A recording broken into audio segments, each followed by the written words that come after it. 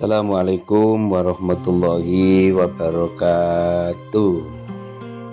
Allahumma sholli ala Muhammad wa ala ali Muhammad walhamdulillahi rabbil alamin. Oke, mari kita mulai kuliah kita hari ini. Topik kita kali ini adalah kedudukan orang sakit menurut Islam ya. Kita masuk di sini dulu. Ini adalah diagram untuk memudahkan kita memahami konsep sakit. Jadi di diagram ini saya bagi menjadi 4 komponen kayaknya ini ya. Jadi penyebab sakit, yang kedua predikatnya orang sakit,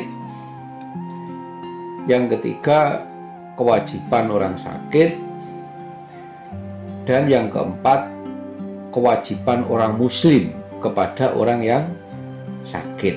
Ini mari kita bahas satu persatu. Yang pertama dulu, predikat orang sakit ya. Predikat yang pertama adalah orang sakit itu mendapatkan rahmat Allah. Kita lihat dasar hukumnya ya.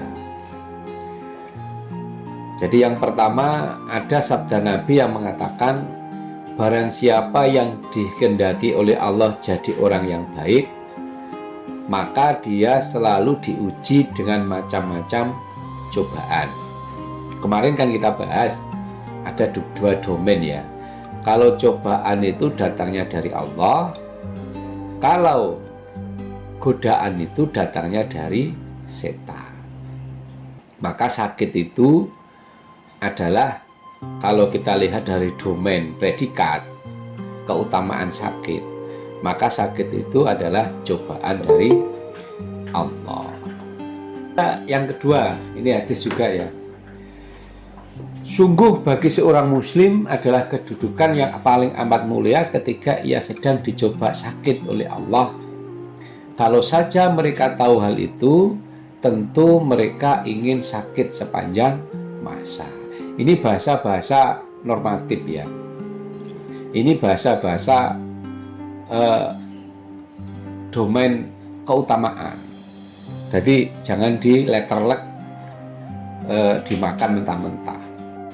Jadi Rasulullah itu kepingin menerangkan sakit itu besar pahalanya, sehingga ada ungkapan, seandainya seorang muslim itu tahu kedudukannya orang sakit, maka dia ingin sakit sepanjang masa. Ini hanya sekedar untuk memberitahu bahwa orang yang sakit itu sedang mendapatkan rahmat. Yang ketiga, tidak ada seorang muslim yang tertimpa suatu musibah, garing penyakit, garing kegundahan, garing kesedihan, garing mara bahaya, hingga paling kecil tertusuk duri, kecuali Allah pasti akan mengampuni sebagian kesalahan-kesalahannya. Jadi fasilitas sakit itu adalah sarana Allah untuk menggugurkan dosa seseorang. Makanya kalau kita lihat dari kaitannya dengan hakikat kedudukan orang sakit, ini sebenarnya fasilitas. Jadi fasilitas Allah untuk mengangkat derajat hambanya, dan fasilitas Allah untuk menggugurkan dosa-dosanya.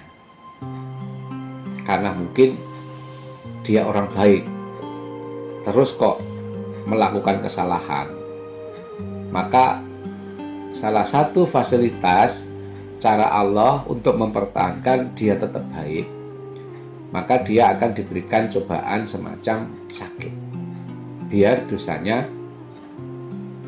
jatuh atau meluntur ke bawah.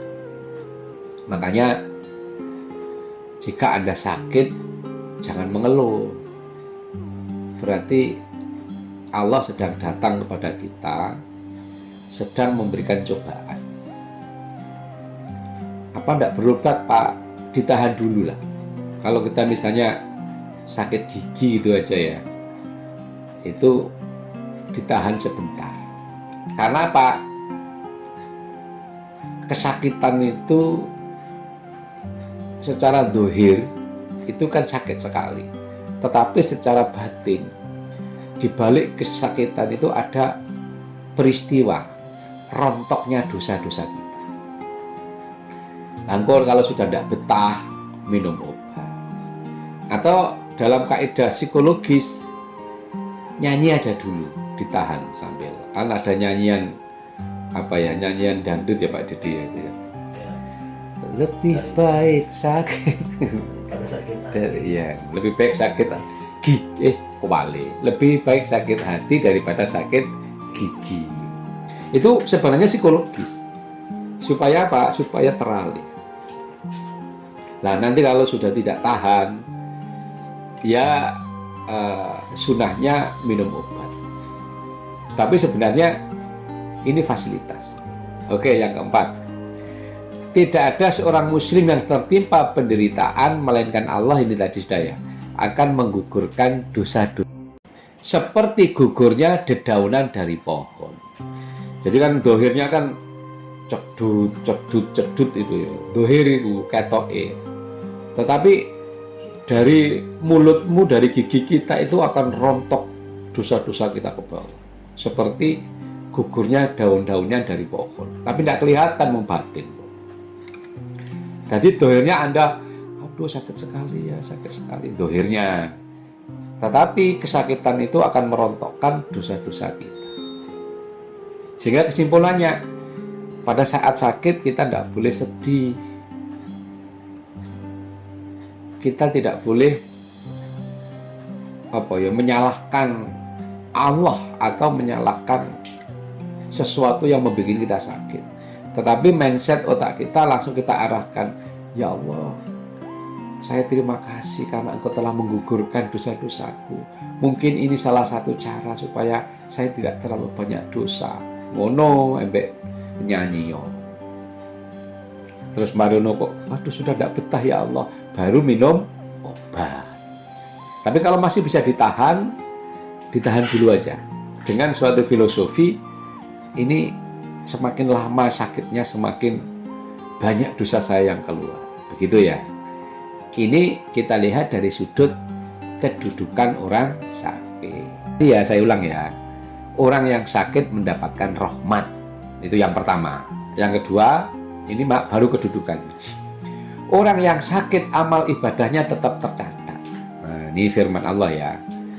Janjiku untuk memberikan pahala atas cobaan sakitnya, dan baginya semua pahala amal-amal yang biasa mereka lakukan ketika sehat dulu. Jadi contoh begini. Kami itu sebelum sakit itu rajin sholat jamaah ke masjid ya. Terus rajin dzikir, rajin sholawat. Pada saat sakit itu tidak bisa. Maka janji Allah di firman ini adalah rutinitasmu sebelum sakit itu tetap tercatat. Karena kamu tidak bisa ke masjid, tetap dicatat sholat berjamaah. Kamu sebelum sakit itu kan sering dzikir ya, rutin ya. Karena kamu sakit tidak bisa dzikir, itu tetap tercatat pada saat sakit. Terus kamu itu kalau sebelum sakit itu suka misalnya silaturahmi ke orang tua. Misalnya nanti kamu menikah ya sama suami, tetapi kamu sakit, kamu tidak bisa, itu tercatat silaturahim. Jadi cobaan yang diberikan Allah ini tidak menghalangi pahalamu, rutinitasmu kebaikan. Tetapi yang paling penting, kejelekanmu tidak tercatat. Jadi jelek kita rutin itu tidak dicatat pada saat sakit, tetapi rutinitas kebaikan kita tetap dicatat oleh Allah. Yang nomor 3, kedudukan orang sakit. Orang yang sakit itu doanya diterima oleh Allah.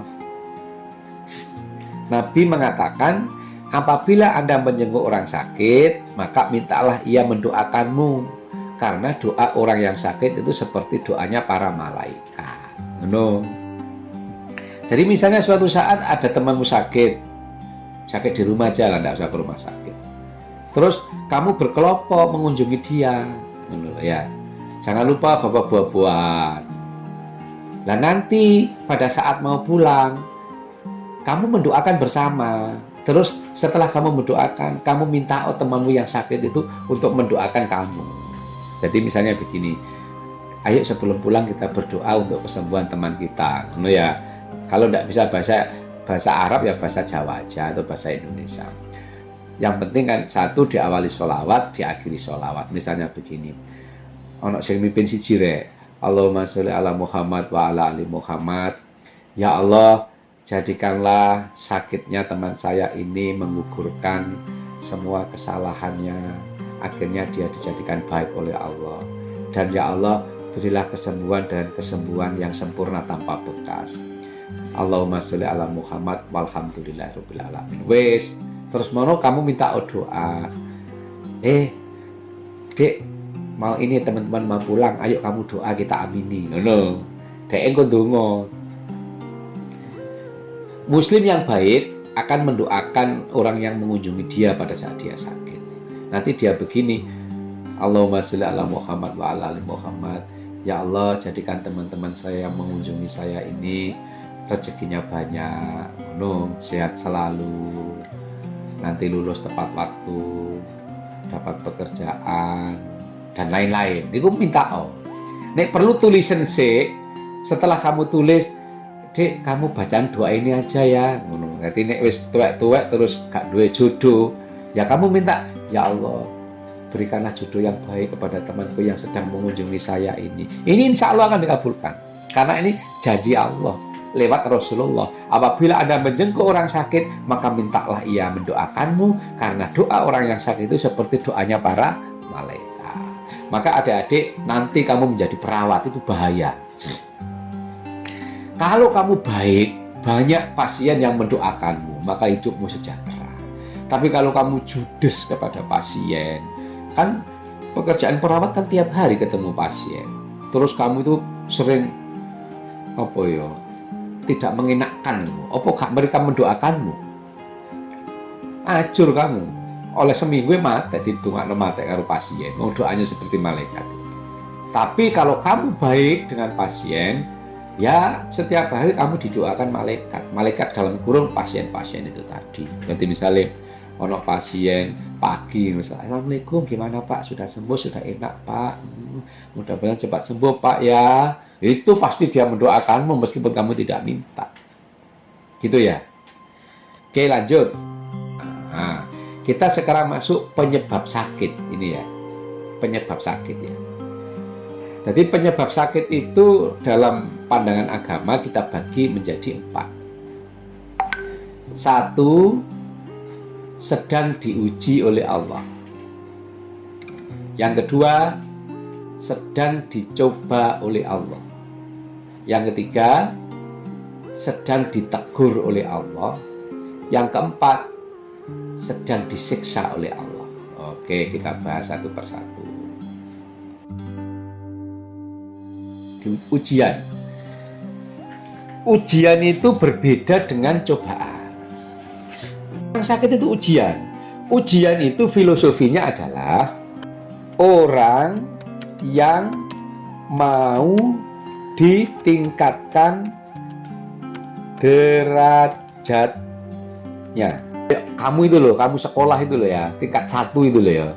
Mau naik tingkat 2 kan ada ujian. Supaya naik tingkat 2, ngono ya. Mau naik tingkat 3 ada ujian. Nanti mau lulus juga ada ujian. Ngono. Jadi filosofi orang itu diuji oleh Allah dengan kesakitan. Maka dia pasti setelah sakit, dia pasti diberikan kedudukan yang tinggi. Maka ujian ini diperuntukkan, langsung tak tulis. Ujian ini diperuntukkan orang yang sedang berjuang untuk menyebarkan agama. Orang yang berjuang untuk membantu sesama manusia. Wes. Jadi contoh sederhana, contoh.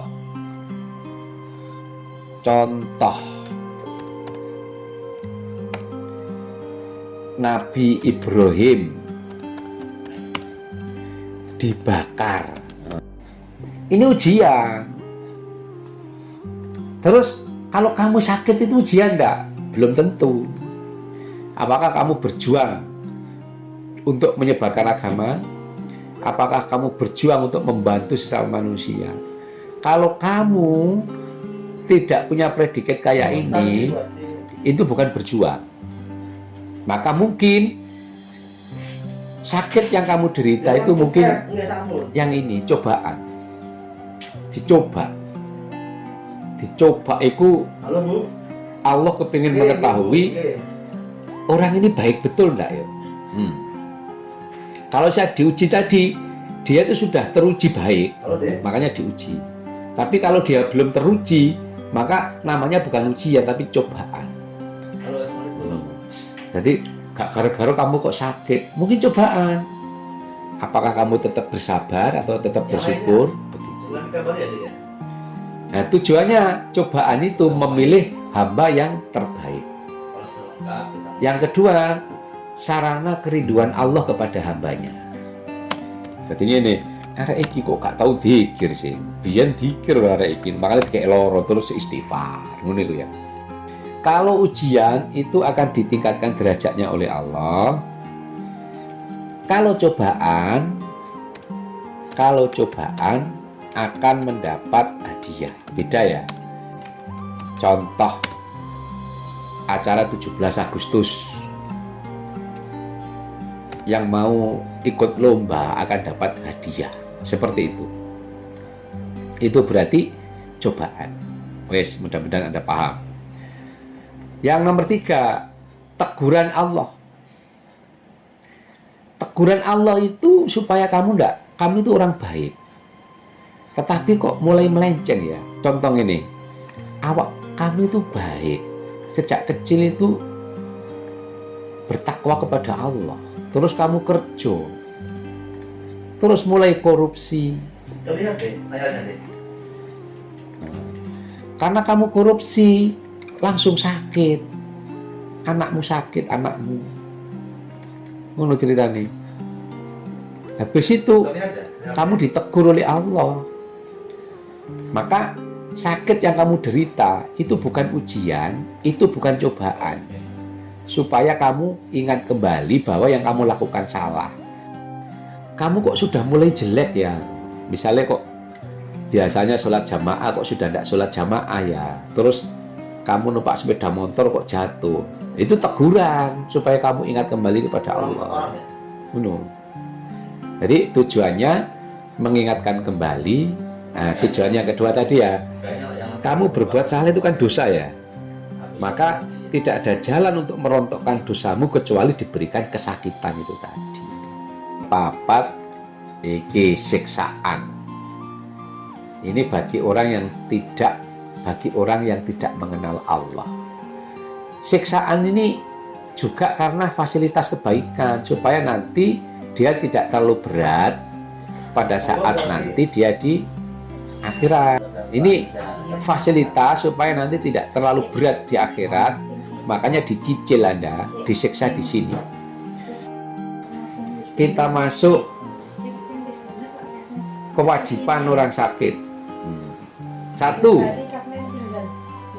berobat pada ahlinya. Bener ya? Jadi ojo kok ndonga tok. Karena secara syar'i, secara aturan, orang sakit itu harus berobat pada ahlinya. Siapa? Ya, kalau akademisi ya berobatnya ke dokter, ke paramedis. Kalau ke tabib, ini kalau dia pakai jambi-jambi, pakai jimat, haram hukumnya. Terus ini ada tulisan. Ada yang diruqyah katanya ya. Tapi ini kita terangkan lebih lengkap nanti, bukan hari ini. Diruqyah boleh. Jadi satu berobat pada alinya. Jadi berobat pada alinya itu adalah dohir ya. Dohir itu kelihatan mata. Di sela-sela dohir, kamu juga dikasih kewajiban berdoa untuk kesembuhannya. Nah, doa yang cocok untuk orang yang sakit adalah satu, istighfar. Astagfirullahaladzim. Istighfar artinya minta ampun. Yang kedua, kalau menyempatkan diri membaca Quran, membaca surat Taubat. Karena indikasi kita itu kan harus merasa ditegur. Jadi jangan merasa diuji, dicoba. Kok kelas-kelasnya kita itu ditegur oleh Allah, mulai jelek gitu.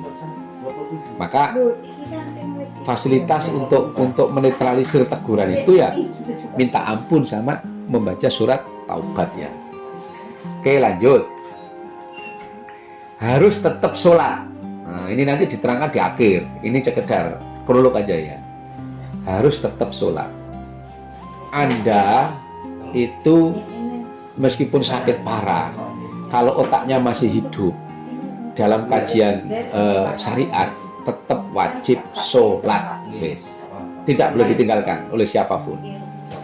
Masih bernapas, akalnya masih sehat. Dan ada fasilitas bagi orang yang sakit. Jika tidak mampu berdiri, boleh dengan duduk. Jika tidak mampu duduk, boleh dengan berbaring. Jika tidak mampu apa-apa, maka cukup dengan isyarat. Jadi bisa kedipan mata, bisa juga gerakan jari. Paling parah itu gerakan jari kalau tidak bisa mengedik. Nah, yang terakhir ya, kewajiban orang sakit tetap tawakal kepada Allah. Jadi dia harus tetap berharap bahwa sakitnya akan disembuhkan oleh Allah. Yang terakhir, kewajibanmu orang muslim bagi si sakit. Satu kewajiban orang muslim adalah menjenguk. Ada caranya. Nah, ini secara garis besar. Satu, pada saat menjenguk, satu menanyakan pengaduan sakitnya. Jadi masuk itu, sakitnya di mana mbak? Di sini loh, di perut. Terus mari ngono, kamu ngomong begini, alah mbak, enggak apa-apa mbak, tetangga saya sakit begini pun sebentar sembuh kok. Jangan sampai dibalik. Aduh mbak, sakit di sini ya, tetangga saya mbak sehari sakit segini, sorenya mati mbak. Jangan begitu, nanti stres dia. Jadi yang betul, enggak apa-apa mbak, paling ya sembuh ya. Yang kedua, menanyakan nafsu makannya, gimana makannya masih bisa. Jadi di sela-selanya ngomongnya di orang sakit itu urutannya seperti itu. Yang tiga, meletakkan tangan pada dahinya. Jadi didelok batuke. Oh iya ya, masih panas ya mbak. Terus yang terakhir tadi ya, mau pulang berdoa kepada Allah. Setelah kamu berdoa, kamu minta doanya dia sih sakit. Oke. Selanjutnya, nanti kalau memang dimungkinkan pasiennya kok tidak bisa disembuhkan, maka kewajibanmu adalah menuntun sakaratul maut bagi perawat ya ini. Caranya apa? Menghadapkan ke kiblat, menganjurkan berwasiat jika masih ingat, menuntun kalimat tauhid. Ini tidak saya terangkan sekarang. Nanti kita terangkan yang akan datang. Oke, saya kira selesai. Nanti kita lanjutkan di pertemuan berikutnya. Assalamualaikum warahmatullahi wabarakatuh.